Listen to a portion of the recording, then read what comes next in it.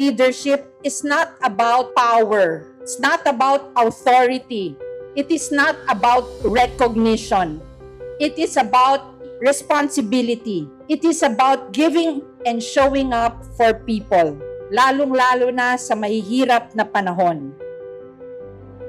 Magandang umaga po sa lahat ng ating mga kabagets. Ang mga batang estudyante, our mentors, our future leaders, even as students. You know, we have big dreams, big aspirations, we have goals. Pero sometimes it's overwhelming to have all those dreams. So we take it step by step. On those little decisions, do not stumble.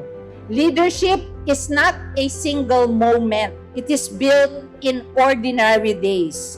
Built of moments you choose discipline over comfort.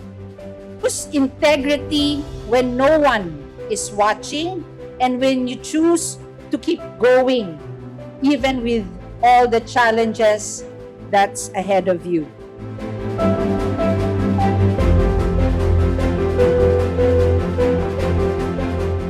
And to me, leadership is stewardship.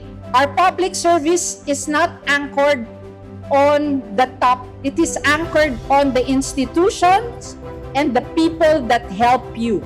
A leader has to be strong, pero mas mainam kung yung institusyon, yung nasa ilalim ay strong.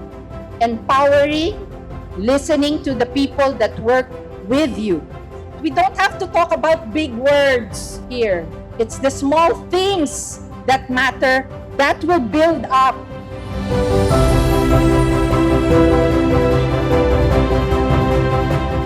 Natural sa atin maging nanay, maging maalagain, maging concerned about the resources that we have.